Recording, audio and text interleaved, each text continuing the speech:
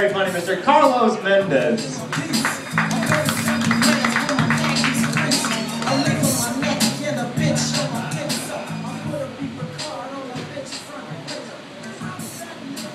at you guys out on the town with your friends, having fun. That's nice. Do you ever just want to kill yourself, except you don't have the balls to do it?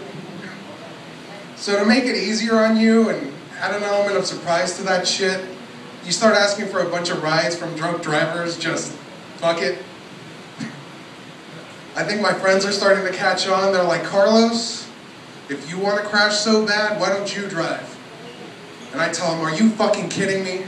The drunk driver is the one motherfucker who always survives. That's why we have DUIs in the first place. If everybody except the drunk driver lived, we wouldn't even call them DUIs. We just call it, hey man, I hope you make it back okay. On the way back, to bump that probability up just a little bit more, I'll start fucking with the driver too. We'll be like, hey, I think you got a text. You should probably check that. Or, hey man, I know you're on your second strike, but I think that squad car is trying to race you. Are you gonna take that shit? Pussy? Before I keep going, I don't want to forget, I want to tell you guys about this, this quote I like to live by.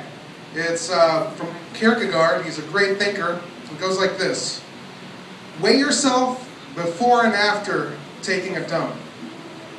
And if that number's ever the same, you'll know your shit is meaningless.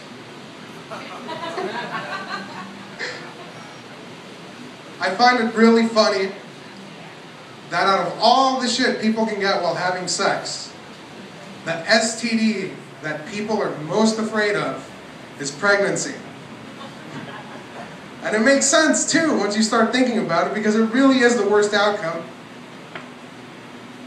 But Carlos, what about AIDS? That'll kill you. Yeah, and then you don't have to worry about it anymore.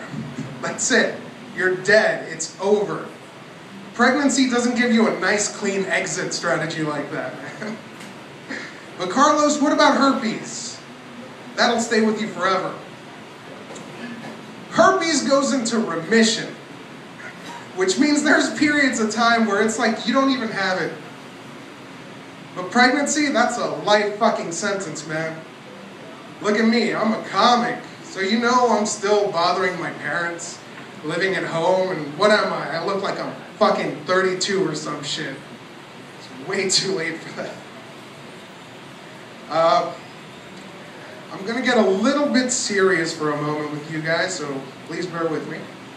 Recently, my grandpa on my mom's side of the family was diagnosed with glaucoma. And it sucks. And the doctor told us it's a genetic disease. It goes from 1 in 100 to 1 in 17 chance that it runs in your family. Worst part is, we're pretty sure my grandma on my dad's side of the family has it too. So I'm fucked on both sides of the gene pool. As if I couldn't guess that already. But I guess the lesson here is, be careful what you wish for. Because it looks like I'm getting that medical marijuana card after all. And I probably shouldn't have wished that my grandparents got glaucoma either. Alright, I'm being selfish. I'm only talking about myself. So I want to hear a little bit about you guys. We'll have just a tiny bit of audience participation, like maybe a laugh or something. But who's having drinks tonight? Let me hear it. Yeah, that's good. I can't afford it right now. I'm drunk, or I'm drunk. I'm broke. I'm currently worthless at the moment, or as you guys might know it, unemployed. And being unemployed, I find myself having a new hobby, mainly filling out a bunch of job applications. I would say that comedy is my hobby, but I see it more as a part-time job, where I get paid in blank stares and the occasional chuckle. Tonight's the perfect example of that. And it sucks. The worst part is never getting a call back, even if I don't get the job. It's soul crushing, and it breaks you down, you know, as an individual. I don't know why they don't want me. Maybe I should stop filling out all my applications with my imlazy@hotmail.com email address. You get it? I'm so lazy, I'm still using Hotmail. Everybody else has moved on by now. But right now, I'm cool, calm, and collected for you guys. But at home, I'll find myself screaming at no one in particular, just angry. Like, I gave you my goddamn social security number, and you won't even give me a courtesy fuck you call? Like, hey, we don't want you here. So that I'm not at home just hoping for anything, which I should have learned by now, not to hope. Because life has taught me plenty of times things aren't going to go the way I want them to. The worst example was a library assistant position. I turned in the application half an hour before the cutoff time, and I tell the lady, I'm so sorry. I only found out about this a few hours ago, and that was completely true. She says, don't worry about it. It's been up for a month, and you're the only person that's applied. With half an hour to go, I'm pretty sure nobody else is going to make it, and you got the job. So I go home just happy, yeah, and I jerk off, because I can finally afford the lotion. And I wait, and a week goes by, and do you know what they did? They canceled the position.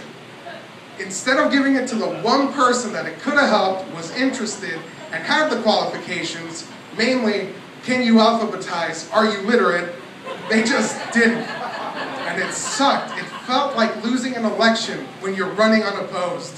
I was just at home, depressed. I still don't know what to say about it, even now. Other than, I guess, that shitty feeling you guys have because I gave this joke such an anticlimactic ending. That's just a fraction of what it felt when they didn't give me that fucking job.